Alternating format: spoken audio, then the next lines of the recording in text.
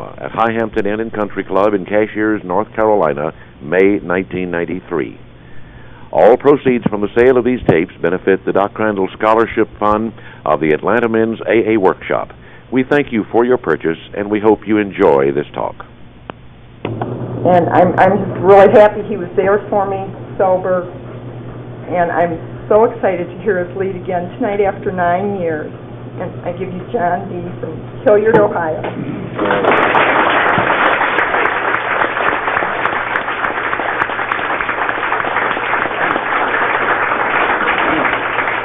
I'm John Dodge, and I'm an alcoholic.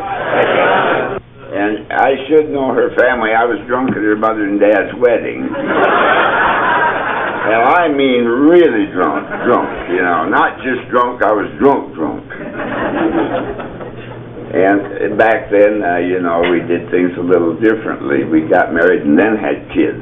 So Shirley, or what's her name, had no reason to be an alcoholic. She was born legitimate. I can vouch for it. I kind of resented her in a way when she first moved down. I found out that, you know, she had more sobriety than I did. And I'm twice her age at least. This is a real privilege for me. I know you won't be able to tell it, but this is the first time I've ever led a conference. And when Bill and Marlene called me, you know, my immediate reaction is, how do I get out of this? But I know, you people have taught me, you do it, and I always feel better when I get done, believe me. Sort of like beating your head against the wall over here. This feels so damn good when you quit.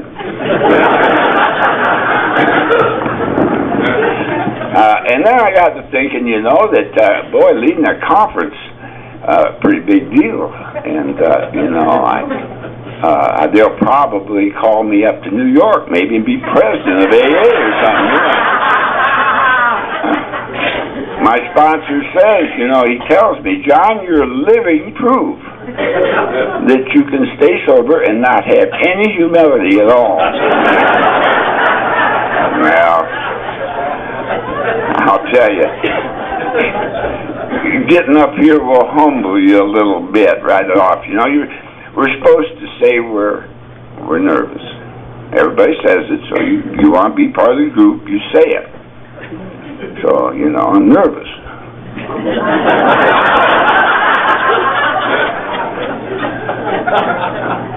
But, you know, stop and think about it for a minute and use a little common sense. Which I find most of us don't have much of, but, you know, where else can I go? Tell me, where else can I go and stand up here, and I came a long way from Ohio, so I'm going to talk 2 or 3 hours, but, and tell you that I spent the better part of my life being a dirty, rotten SOB.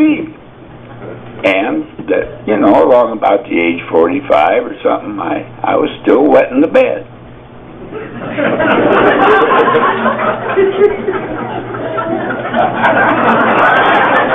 A few of you relate. And, you know, I can't do that down to church group. They look at you funny, and they call their tweaky wagon on you, you know. And over at Rotary Club, they just don't want to talk to you at all. But you come here, and you know me. You never laid eyes on me, but you know me all your life. And believe me, if you have a problem with ethyl alcohol, I know you. I know where you live. I know. And that's what this program's about, as I understand it. Some dummy like me stands up here and he runs his mouth, and some guy sitting out there that is in denial identifies. And that's what it's about. I haven't been around the program very long. I'm an old timer, but I haven't been sober very long. Before I forget, I had my last drink March the 5th, 1980. And that isn't a very good record for a guy my age, but by God, I'll take it. Every minute of it. It beats anything I ever knew. I spent my life looking for happiness in the bottom of a whiskey glass, and I never found it till I got here. So I'll take this, every minute of it. I'm having a little trouble getting settled down here tonight, you know, but I got a long time. I'm sure you're all just thrilled to death to hear me, especially you young people, as some old crock come down from Hilliard, Ohio, and talk about booze for a couple hours. But that's all I know, and that's what this is about. I grew up in a factory town in Michigan. Drinking was no big deal for me. I don't believe it. I was an instant alcoholic. I didn't pick up a beer in my teen years and get immediately knee-walking, pants-peeing, blackout drunk. I just didn't do that. I drank a long time. I got a lot of mileage out of booze. I had fun with alcohol periodically. But as I look back honestly, alcohol always caused me problems. You know, I wrecked a car when I was 15. Hell, I was drunk. I wrecked one when I was 50. I was still drunk.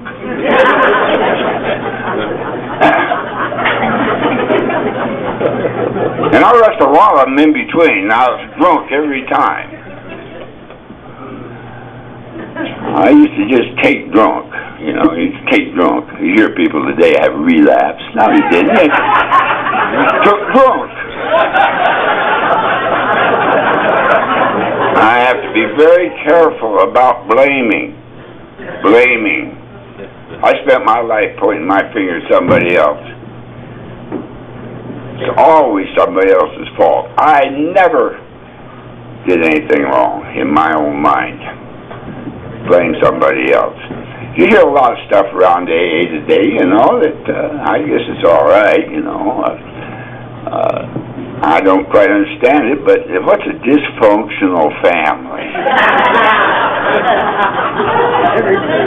You know, I didn't get here from the booze my mama drank, or my uncles drank, or my grandfather. I had a grandfather by the name of Tim Donovan, Irishman, worthless SOB, absolutely worthless. He was drunk all the time, never hit a lick, all the time I knew him. I loved him. God, I loved him. Great guy. My kind of people. But I didn't get here from what he drank. I got here from the booze I drank. I drank it. Nobody else poured it down me, so I have to take responsibility for that. Today, you people taught me that. I always blame somebody else. It wasn't my fault. I took drunk. Your fault. Judge's fault. Yeah. Another thing I meant to say when I started here, this sure beats going to jail, doesn't it, tonight? Talk about an easier, softer way. This is it for me. I don't know about you, but I'll take it. We got a treatment center up in our area. I'm sure you got them down here, too. Susie may have seen it. Every night at supper time, they come on TV. With their ad. Their ad follows the Preparation H commercial. and then they flash this monkey up on the screen, you know. Come to us and we will fix you. Bring your Blue Cross card with you and we'll fix you. And this monkey, they call it I call it the cocaine monkey. It would give up food and water, and the damn thing even gave up sex for that stuff, and then it died. And I immediately thought, I bet it come from a dysfunctional family. Yeah, like you see his mother and dad, I'll bet they did a lot of that, you know. Boy, they caused that monkey to die. Get real.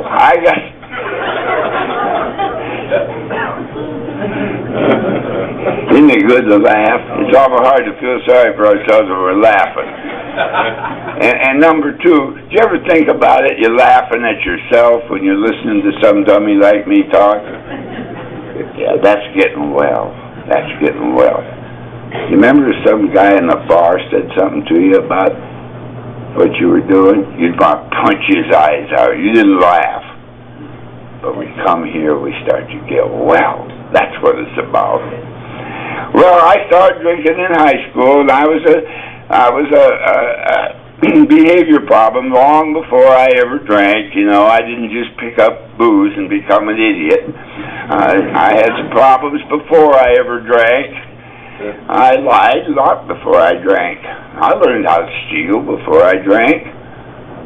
You know? But what booze did to me was, in my teen years, when I picked it up, it just stunted my maturity. I never grew up. I never learned how to deal with life. I used alcohol. I just went from puberty to senility, by God. And I just skipped maturity altogether. Right. And that's what booze did to me. I conned my way through high school. I was a lousy student. And I was a lousy student before I ever drank. I didn't just, you know, get all A's and then pick up a beer. My grades went to hell. No, I had bad grades before. I didn't like school, didn't like authority. And I always felt funny. I don't know why I did, but when I had alcohol in me, I was fine. It did something to me. Went away to college because that's what you were supposed to do. I didn't want to go, but you were supposed to do it. And my father thought I ought to. I'll give you a little rundown on my father. My father was one of these people who never did anything wrong in his whole life. He never did. He never drank. He never smoked. And God forbid he went to work every day. The only thing he ever did wrong was have me. And he went to his grave on an ongoing basis, reminding me of that. And by God, I proved him right. But he wanted me to go to college, and so I went. Didn't want to, but I went. And AA, we call it people-pleasing. My wife tells me I shouldn't swear, but this gets their attention. I call it ass-kissing.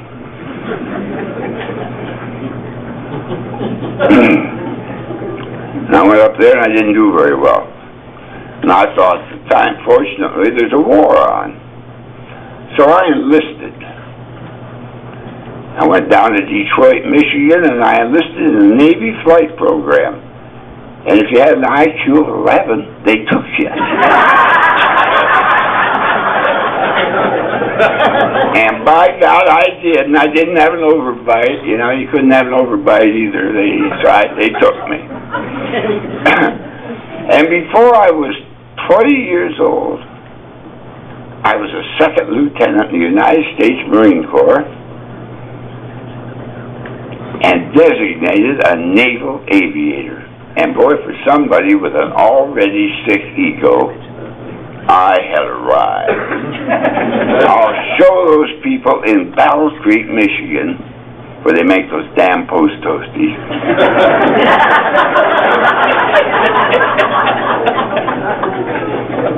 That had treated me shabbily as a boy. And those cops that used to take me home and throw me on my folks' front doorstep, I'll show those people. I'll win the war.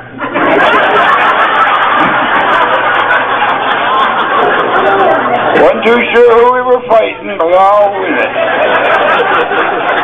I came to AA years later, met people in here thought they won it. Wrong.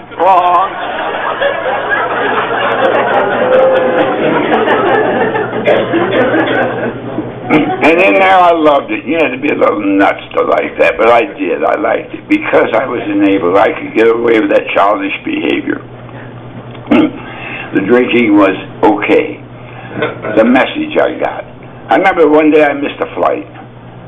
And this was serious stuff in combat. Serious business, you know. They could, boom, they could put you in jail for that. The colonel saw me. He had a drinking problem. I could always spot it in others. He was an old guy, about 26. He said, "Where were you?" And I said, "Well, Colonel, I was drunk." And he said, "Oh."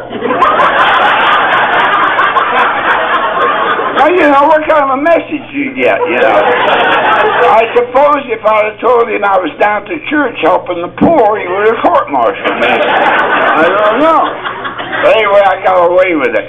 So I won the war and I came home. And when I got back, they accepted me for a regular commission in the United States Marine Corps. And I wanted to stay in because I liked it in there.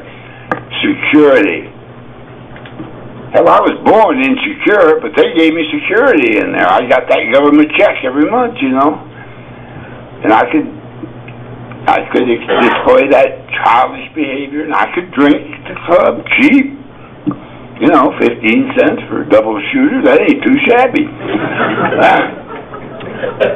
If the club got money ahead, you got it free. Hell of a deal. So I liked it. But I went home to think about it and got released in active duty. And my old man talked me into going back up to that damn college. People pleasing.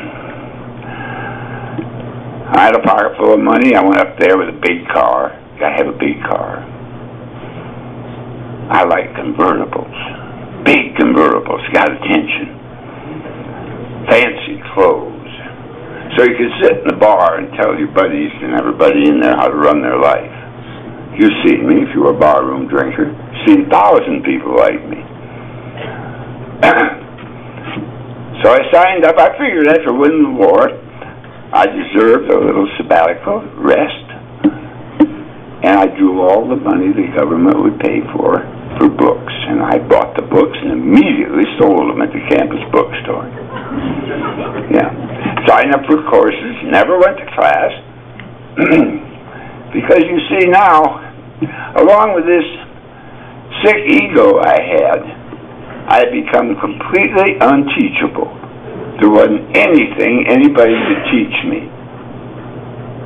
And I remained that way until I came to you people years later, after booze had beat me down enough. I took a couple courses while I was up there. One of them was called Creative Suffering.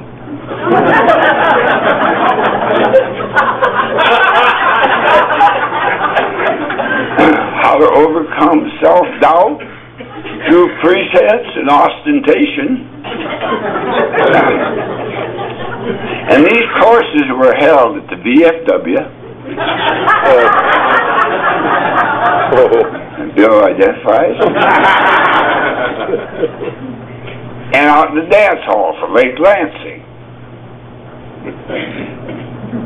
And I had, you know, we don't talk about this much up here, but I generally mention sex about this time because the room is about half asleep by now, and they wake up, you know.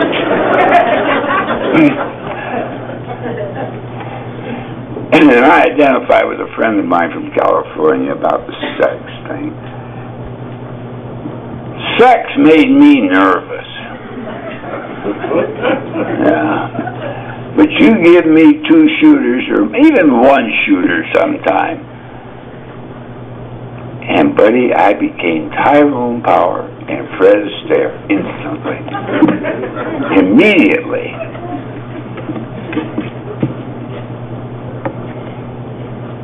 If alcohol did for everybody in the world what it did for me, I believe the whole world would be alcoholic.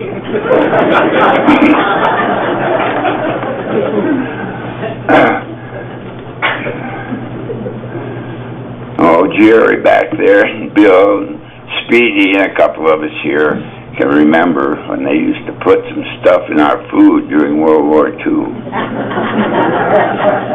to keep us from getting nervous.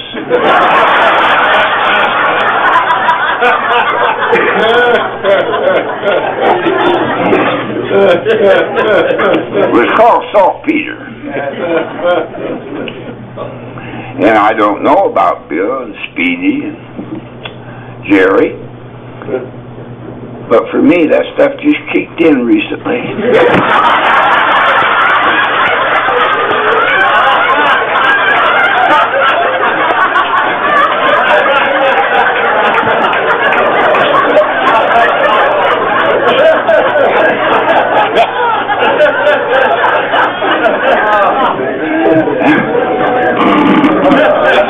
It's amazing how many people identify with that. But they lie about it a lot, you know. See, I'm honest. My sponsor will tell you so. Anytime I talk over 5 minutes, I'm lying.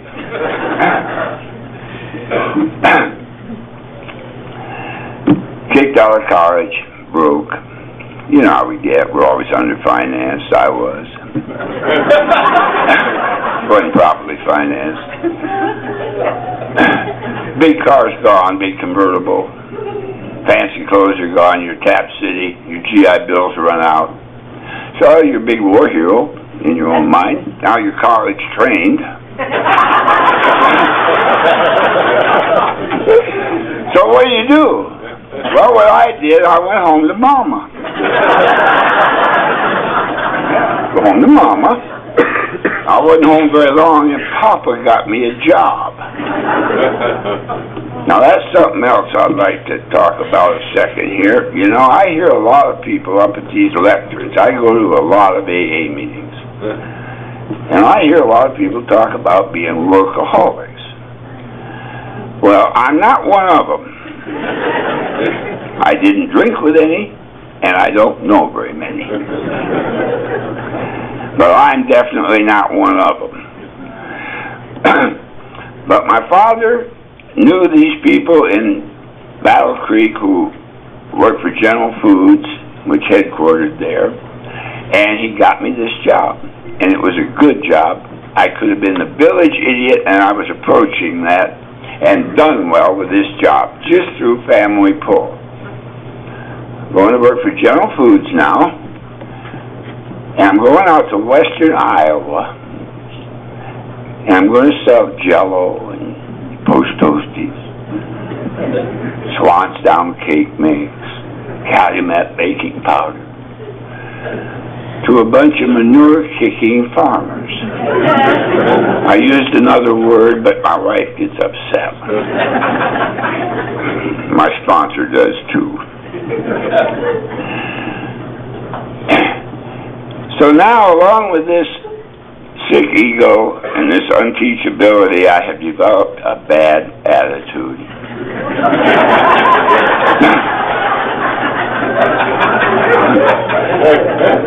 And when you put those three things together with a bottle of booze, you just don't do very well, and I didn't.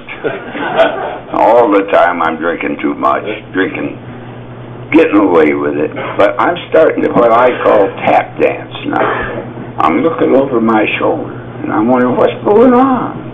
You know, these things aren't working out like they're supposed to. You know, I didn't have my life planned out like this, and I'm in trouble, and, you know, you're always jumping around, and you're nervous,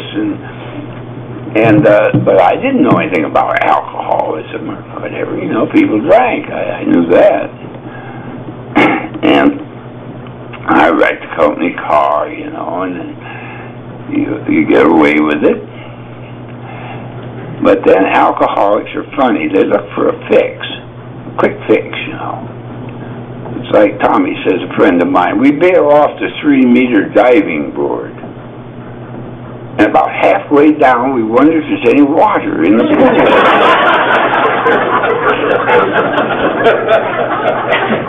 Yeah, sounds like a good idea to me. Boom, let's go do it.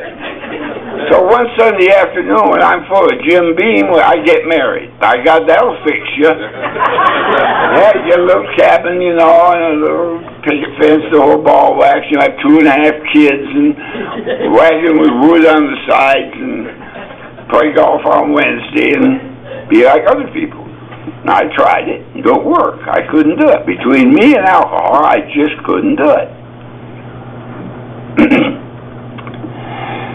And I married a nice girl. You know, they buy your act. They buy my act. I could tell them, I tell people anything they need to hear. And I seem to know what they need to hear. I was good at it. And I'm not proud of it. I find alcoholics, by and large, marry nice people. I did. I married several of them, you know. And then I would just crap all over them. That's what I did. So I got fired. And at the same time, this woman divorced me. Alcohol wasn't mentioned. Not selling post toasties was mentioned. Of course, I straightened him out. I told him if he'd seen a maid, he wouldn't eat him either, you know.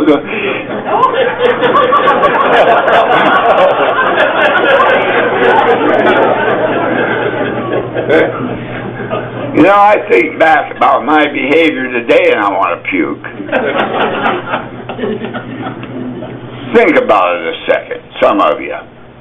One or two of you maybe might have done. You go to the Kroger store, wherever your supermarket is, down here in Cashier,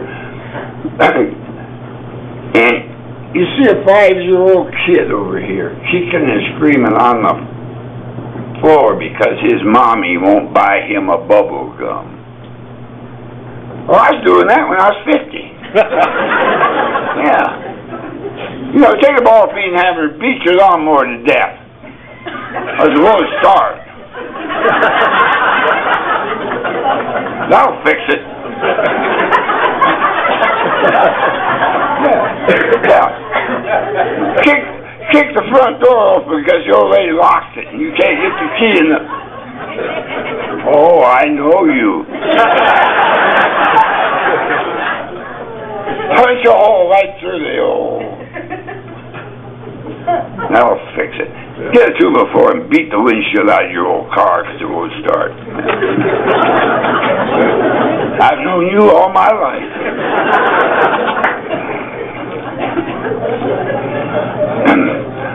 Home to Mama on a train. Yeah, college train, war hero. Post toasty salesman. A legend in your own la-la mind that you live in. Sucking on that juice bottle.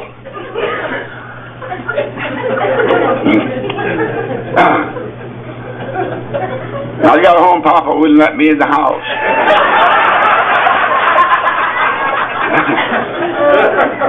Yeah, he found out about Al-Anon. Never was any Al-Anon in those days.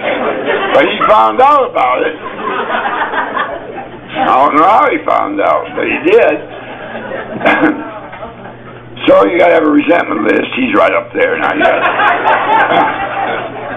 So you can tell your buddies in the bar what they're doing to you. And buddy, they're doing it to me now. They're starting to do it to me. Don't know who they are, but they're doing it. So I get a job selling automobiles. Good, honest employment. And here I get promoted. Yeah, I got promoted. I can clean up my act, you know.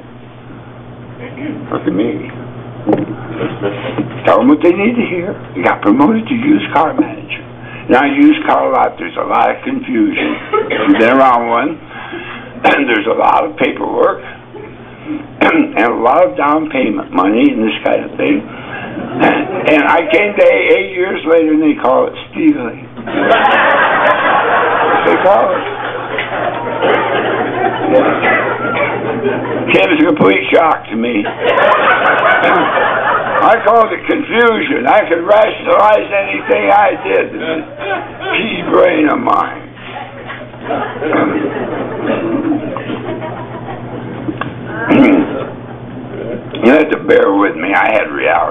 pneumonia this year. I had a couple of cancer operations and some radiation treatment, and they took a nerve out of my tongue so it don't track just right.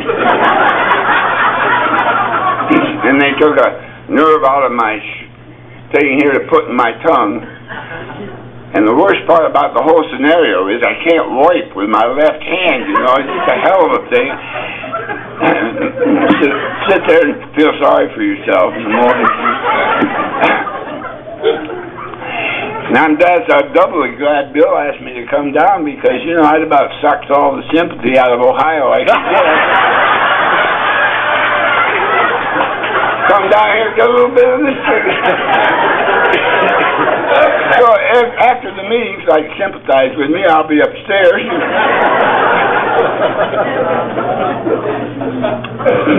Got married again, that'll fix you. Another nice girl, married school teacher. Had a son or a daughter born. I wasn't there. No, I was drunk. I took drunk again. Yep. I was sober up for a while, but I always take drunk. Shake them out and take drunk so you start to feel good.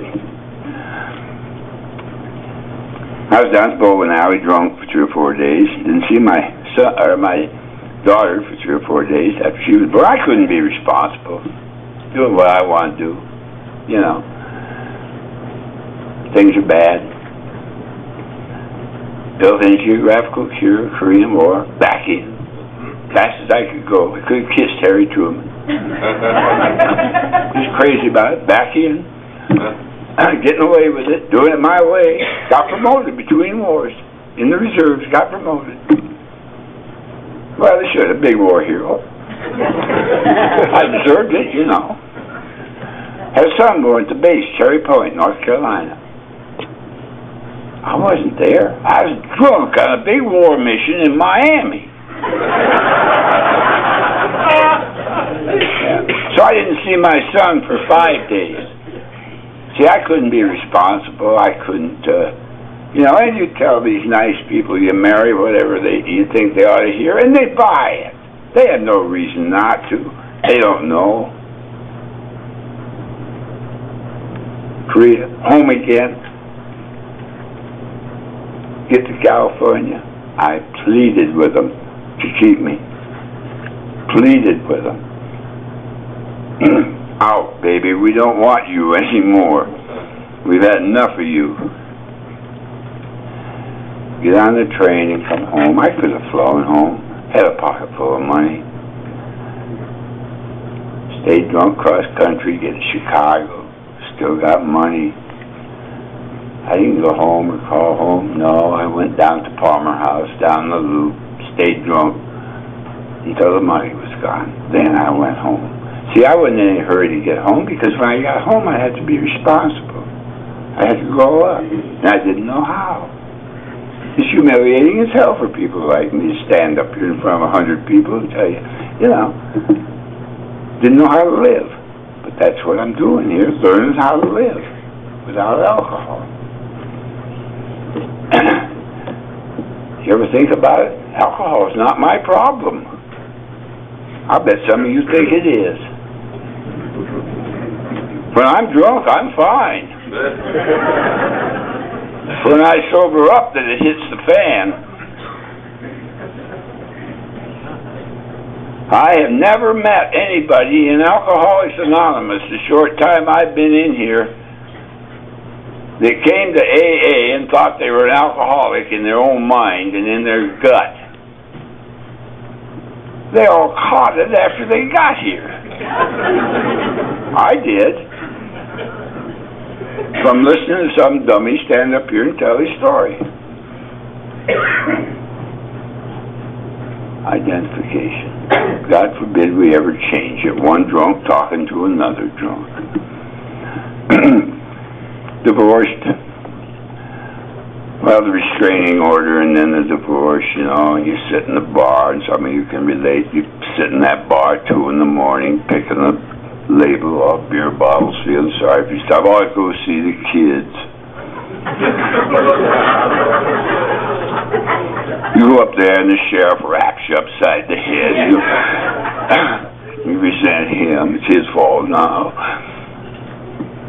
And the divorce. Get married right away again. Yes, sir. Married this lady that's with me today. And I can never figure out why she's still with me, except I just never went home.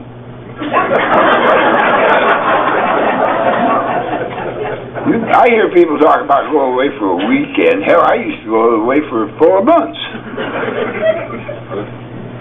I went up to Alaska for 4 months. Stayed drunk 4 months when I got back. Patted my wife on the head and kissed the dog. And I was absolutely broke. Made that big money up there on the pipelines. Well, we started for California because I'm going to make $1 million. I told her so. With her money, we started for California. Because I was underfinanced again after that divorce. Had a lot of bad luck. And so we stopped in Tulsa, Oklahoma, to see an old Marine Corps buddy of mine, my kind of people. He'd been booted out of the Marine Corps, too. I had a magnet in my rear end. It would just zero me into my kind of people. Yeah. I'll guarantee you, back in those days, I could have pulled into Cashier, North Carolina. And in 5 minutes, I could zero in on those good old boys. Dry County in Mississippi, I could be drunk in 1 hour. Shirley used to say, you put him down in the Sahara Desert, he'll be drunk within the hour. I'll guarantee you. Just take drugs. All right, now see if you'll agree with me on this. I got the perfect job after I took care of first things first. Practiced the AA program. Never heard of AA, but I practiced it. First things first. Got Shirley a job in Tulsa. Then I found the ideal job for a big shot like me. The only problem was I was a drunken bum now. Didn't know it. I have crossed the line, whatever that is. I had to have alcohol now. Couldn't live without it. Psychologically, physically addicted to the stuff. But I got this perfect job. I got a job murdering boll weevils by air.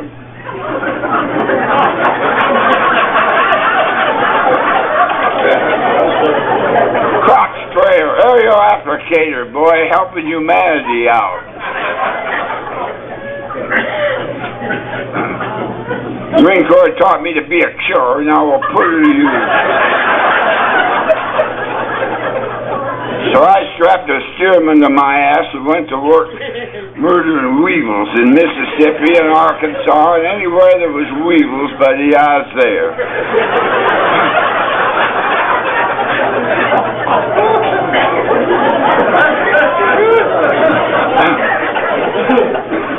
But this job, you never had to be home. Isn't that wonderful? Yeah, you don't have to listen to that. That used to start about 3 weeks after I married him. You know, their mouth just attached to the doorknob.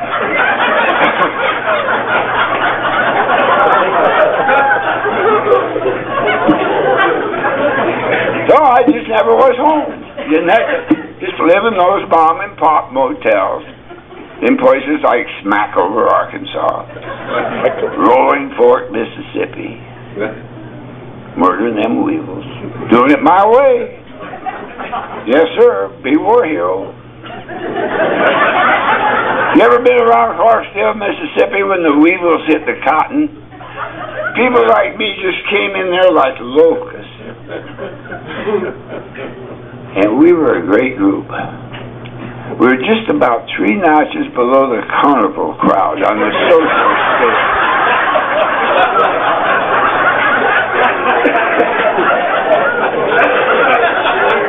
And buddy, I want you to know I was one of the leaders. And then one night I had a personality change over in Tahlequah, Oklahoma, and I never want to forget it. I hit a cop in the mouth. And this is a flat-out mistake.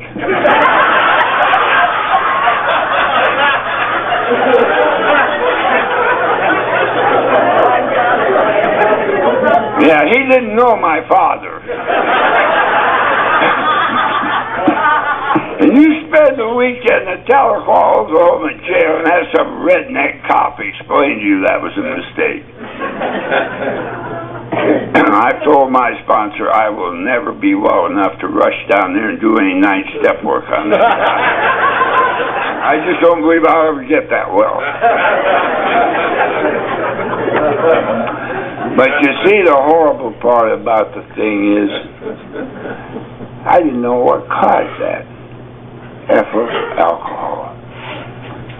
I've been sober over 13 years now, and I've never had any overwhelming desire to leap out of bed and rush uptown hill and punch a cop out.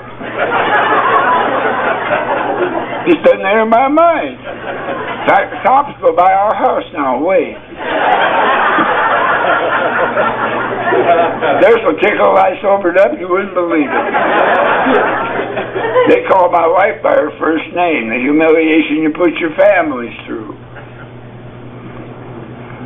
I'm getting ahead of myself. Well, down the road I go, I get fired. I con myself into another deal, a pretty good job in South Louisiana in the oil fields with an aviation service company. And you back an alcoholic in the corner, and he'll tell you anything you need to hear. You need an engineer? If he's in a bar, you need a brain surgeon. Be a brain surgeon. Lawyer, you need some help with your legal problems? Yeah, especially marital problems. I was big on marital problems. God forbid. And I did fairly well for a while because I could hide out in that company. It was a big company, and I did fairly well. But I'm holding up in Fort Worth, Texas now in a mom-and-pop motel. And I'm getting paranoid, and I don't know what's wrong with me. I had seen alcoholism all my life and didn't know what it was. We were talking about it earlier. Friends that Susie knew, older women that my mother's friends, one of them in particular died with a wet brain. I saw her with her diapers, University of Michigan graduate, fine lady, country club golf champion, with diapers on, didn't know her own name. Alcoholism. A friend of mine that I drank with in the Marine Corps and in civilian life. Mississippi boy, good buddy of mine, good friends of ours, nice wife, couple kids. I saw him bring him out of a Mineral Wells, Texas motel with IV needles in him. He'd been shacked up in there with a prostitute for 30 days. Wine bottles all over the place. And he died. I'd seen it, but I didn't know what it was. It wouldn't happen to me. I'm different. We sit around these head meetings, discussion meetings, like AA. You think there are any psychiatrists in AA? Go to a discussion meeting. We don't have many of them in Ohio.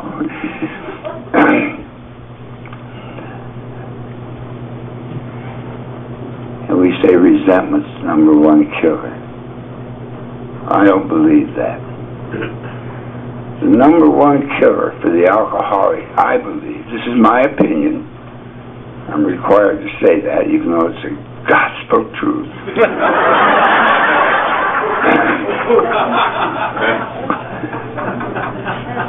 is I'm different. I'm different. That's what kills the alcoholic, I believe. You go out here on any skid row, I don't care what town it's in, you go get the wino with a paper sack and walk up to him and say, hey buddy, you know I used to have trouble with that stuff and I had to quit it. Man, it was killing me.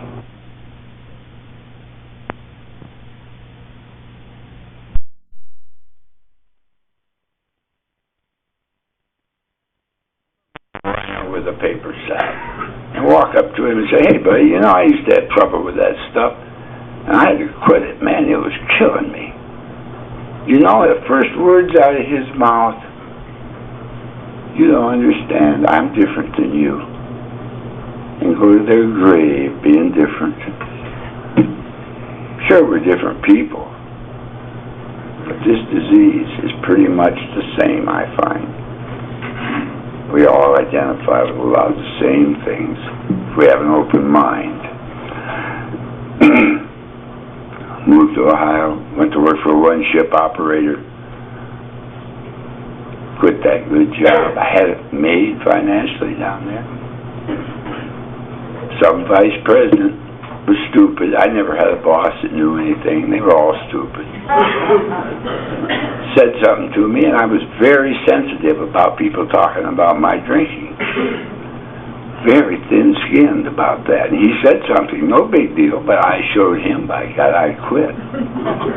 I'll fix him. Came to Ohio. And it didn't get any better. Because when I got there, I was there. Now I've come a long way. Instead of spraying weevils in Mississippi, I'm spraying down in southeastern Ohio.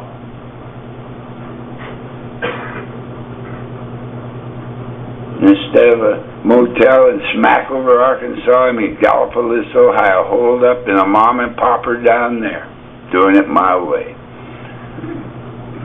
It's getting worse. It always gets worse if you have a problem with alcohol and you continue to drink. Absolute fact. Guaranteed to get worse. But now my teeth are gone.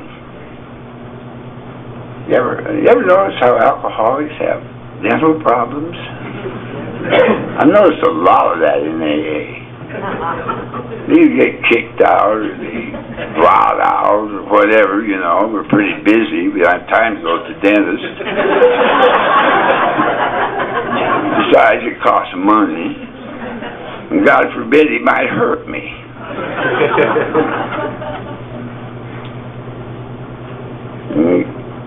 And I'm going to jail now on a regular basis, not just periodically.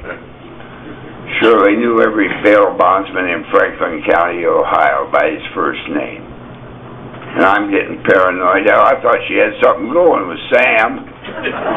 You know, friendly bail bondsman. I like Sam. He was prompt.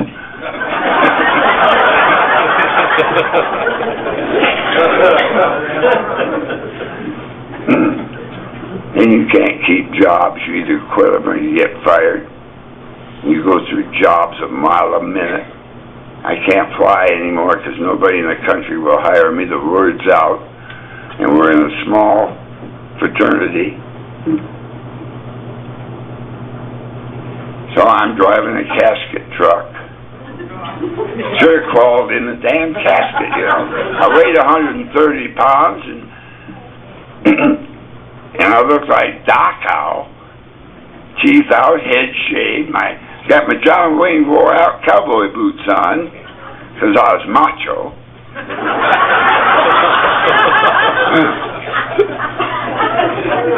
Yeah. You know what macho is, don't you? Drink fortified wine, then throw it up through your nose. That's macho.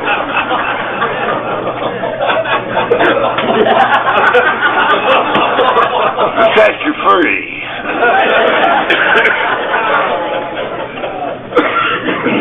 And I'm going in front of a black judge in Columbus, Ohio, and I don't like this SOB.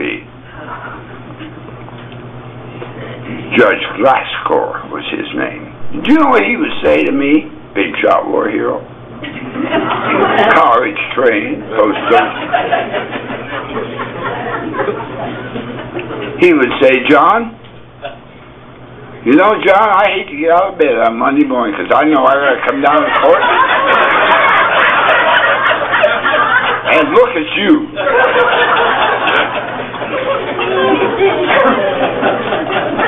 You know what you're thinking? Oh, Judge, I don't know what happened. Never happened again. Night before you, I'll whip the cop. No, Judge, I don't know. And then you've seen a guy like me in the bar. You see me before I get picked up. That rotten bitch I'm married to. It's her fault. And all your buddies agreeing with you. Especially if you're buying. Yeah, if it wasn't for that rotten old bitch I'm married to. That's at 2 in the morning. At 3 in the morning, the clown's in jail. He gets his 10-cent phone call.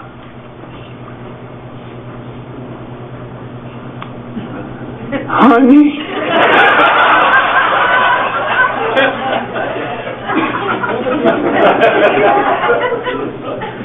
Yeah. Would you come out and get me? Funny why did you call those buddies in the bar to come and get you? And then you're sitting in that bullpen, and you look across the room. Look at that guy over there. That SOB was here last time I was here. I'll bet he has a problem. Yeah, it's called denial. I think that's what we call it, isn't it? Yeah, I'm okay. Look at you. And then you're down in the alley. And you ever pee in the alley? This time of year is nice. We don't talk about it. It's a church group, but you know, and hey, we mention it now and then. You stand there enjoying the evening. You're in the alley behind the old clock restaurant where you drink at the back bar, but nobody can see you. You sneak in there out of the alley, get doubled and out. Nobody even knows you were there. You're driving a cab now. See, you're promoted right up. Beautiful job. You don't have to call in sick. No problem. Still go. I lost a cab. I'm not going to tell you that story, but my wife can, and now I'll tell you afterwards. It takes too much time. It's getting late. My sponsor told me, John, you never have to be lonesome again until you unless you talk past 10 o'clock.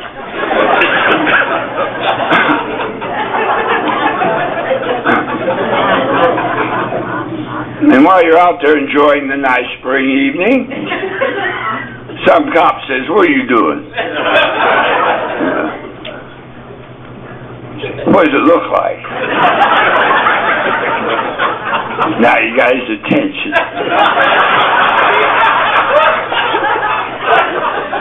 So he comes over. And he says, quit it.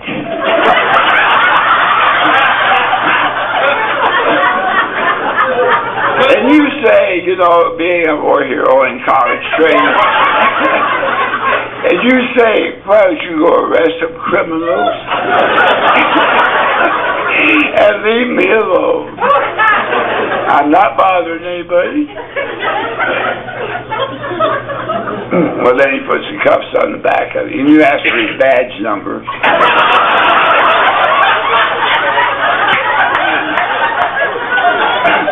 You're going to have his ass fired Monday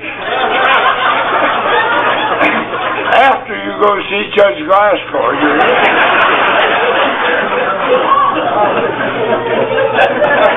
Hey, listen, we better laugh. We cried enough for 3 lifetimes, baby.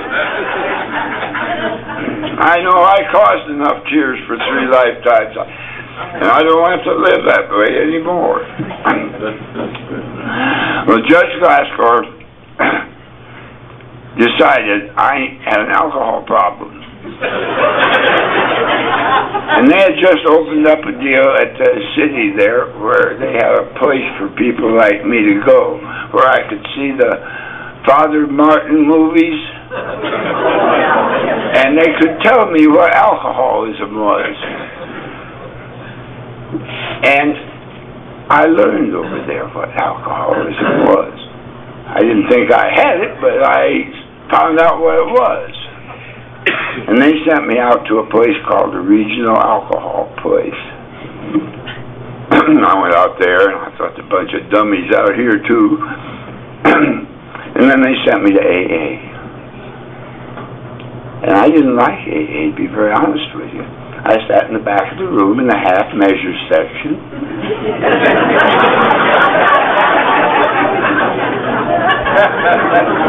With my teeth out, my head shaved, and my blue jeans and my John Wayne cowboy boots.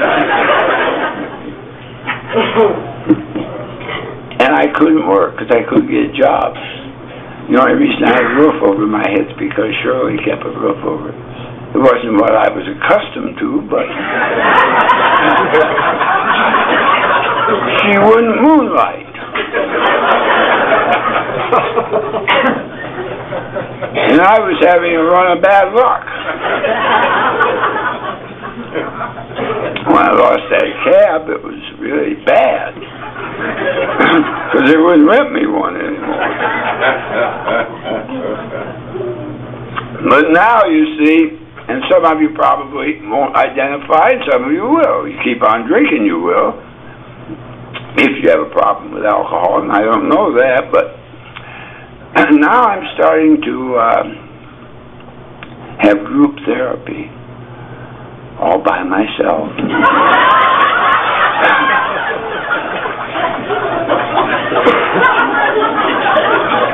Usually around 3 in the morning, you have it. First you hear the organ music.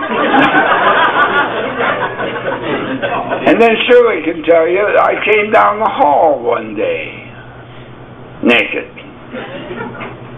Beautiful. And I'm trying to shake one out, you know. I got good at shaking them out. She helped me. But this one was pretty bad. And I was sicker than usual. Now, it's just a fun way to spend a weekend. I hemorrhaged. Now, if you've never done this, it really fills up a whole weekend. The blood went clear to the ceiling and down the wall in this dump she was paying for. And they come and get you in a wagon, and you don't even get to see it because you're out. You lost so much blood. And they take you down and they cut you open and sew you back up and pump you full of blood, and you're in the hospital a couple of weeks, and you get out, and 2 weeks later, you're right back on the sauce. Now that's insanity. Insanity.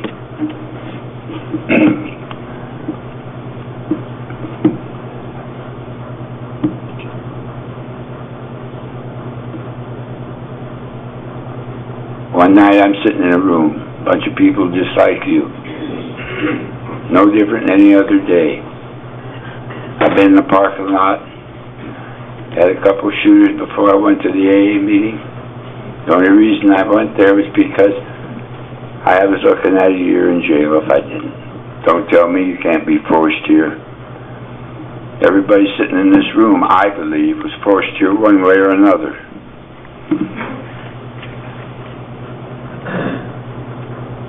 I went into that meeting that night, and this is the God honest truth. I'd heard all the heavy hitters up there, the gurus in AA, old Beatty and Eddie and all of them.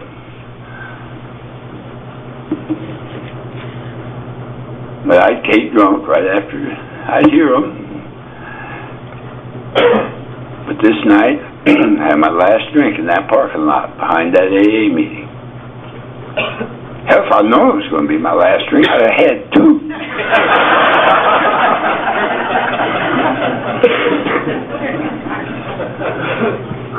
But there was a guy up there running his mouth like I did tonight. He was a different person than me. He's from a different part of the country. He had a different educational background, and God forbid he kept the same job 26 years. Entirely different person. But somehow God let me open up this pre-brain just enough to give up. I just let go. I couldn't go another step. And I heard him, and I identified with the disease, not with him, not with the way he drank particularly, but I identified with the feelings and how he felt and the way he behaved. I went home that night, and I didn't drink. Now, I hadn't slept all through the night for years. I don't know how long. I slept all night without having to get up at 2 or 3 or 4 in the morning. And the next morning, I did not have the shakes. Now, it's a little hard for me not to go along with this God concept, you know. I had nothing to do with it. I don't know that I particularly wanted to be sober, really. But something happened to me that night. Thank God. And I thank God every day. There's a black lady in the Poindexter group in Columbus that I know quite well. And I heard her speak one night, and she said, if you're having a problem with God or the higher power or whatever, just keep coming to these meetings, and you will be contacted.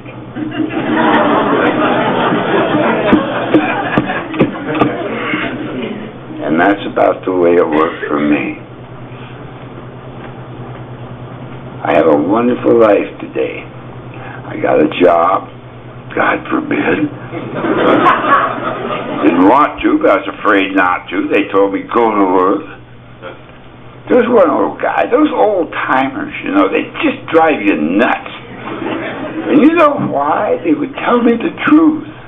Old Wes would say, did you go to work today? Did you go to work today? Yes, goddammit, I went to work today. It makes you so mad you go to work every day. Low-paying job. I stayed there 10 years. And I retired. I was able to retire. When I retired, I was almost making a living. But things got so good, I've been able to travel. Shirley and I are both retired now. We've been to Mexico to AA meetings. I've been to Central America to AA meetings. I've been to AA meetings in Seattle, Washington, to the International. And it's great. The way to live. I didn't know about it. I'm happy. 4.5 years sober, and you sitting in the backyard one day. And beautiful weather, 4.5 years sober. Transplanting some tomato plants, God forbid. You know what? I never had time for that kind of stuff. And something happened. I had a feeling of well-being. And everything's okay. That I had never had in my life before. 4.5 years sober. And that happened to me. Something. And I want that all the time. And I find that the more I try to do in AA, the more I try to practice the principles and those 12 steps, the more often that feeling comes about, trying to help somebody else. When I came to AA, I could step right over you and be bleeding to death in the gutter, and I didn't care about you. It was me. Self-centered, arrogant, overbearing. I don't have to live that way today. The insanity that the people that live with us, how sick they get, you know. And how do you make amends? You know, that cop, he expects that behavior. Bartenders expect to be stiffed. I don't worry about that on the amends thing. But how do you do it with the family? The people that really hurt, the ones that loved you. I don't know any other way other than just to stay sober and try to be a decent, productive member of society and act like a grown-up human being. And today it's getting better for me. Hell, there's days when I can talk to grown-ups.